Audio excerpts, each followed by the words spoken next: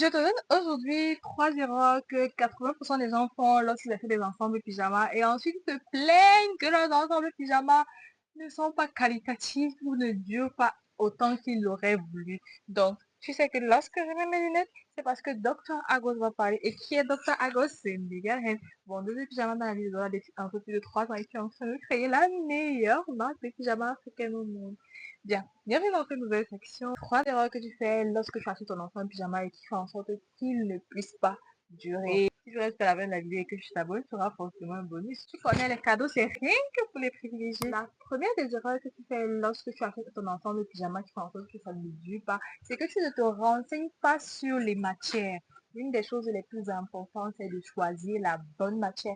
Lorsque tu choisis la bonne matière, même si tu n'as pas forcément les très bonnes attitudes, elle va durer un peu plus longtemps que lorsque tu choisis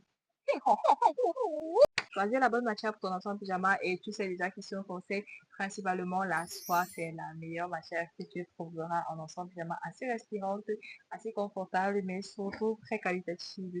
C'est vrai que beaucoup aussi optent pour le coton, mais vous connaissez déjà mon avis sur le coton. Surtout que là, on parle de durée et le coton dans la durée, ça soit l'emporte forcément. La deuxième des choses, c'est que tu ne connais pas ta taille. Beaucoup de personnes ici ne connaissent pas leur taille en pyjama. En Afrique, il est toujours préférable de prendre sa taille en pantalon comme la taille du pyjama.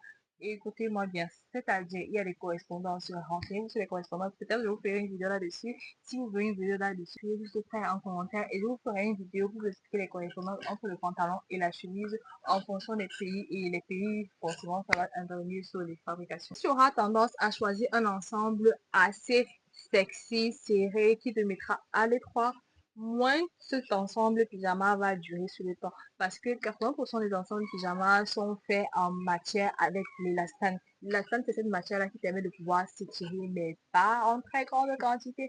Donc, plus tu auras à l'étroit dans ton ensemble pyjama, plutôt il va craquer et il va craquer, tu ne pourras plus le porter. Et tu vas accuser le fabricant, le vendeur, pourtant que tu n'as juste pas choisi la bonne taille de pyjama. Donc, la troisième astuce ici, c'est l'entretien. Comme tout article, le pyjama doit bien s'entretenir. Il faut trouver les bonnes types, que ce soit au niveau du lavage. Toujours bien laver ton article. Ne pas attendre qu'il devienne comme un torchon pour pouvoir le laver parce que les taches vont s'incruster. Et le repasser, toujours repasser son enfant de pyjama avant de pouvoir dormir. Le petit bonus ici, c'est que les ensembles pyjama, ce que beaucoup ne savent pas, c'est qu'un pyjama ne se lave pas à la machine. Peu importe lequel des pyjamas tu as, un pyjama c'est comme un sous-vêtement. Ça se lave à la main. Autre vidéo pour tout savoir, pour améliorer ton confort. N'oublie pas de t'abonner et sache que actuellement nous sommes en train de créer la meilleure marque de pyjama africaine au monde. Donc regarde juste le lien pour pouvoir donner ton avis pour créer la meilleure marque. Tu pourras choisir les designs, les couleurs, bref, tous les détails.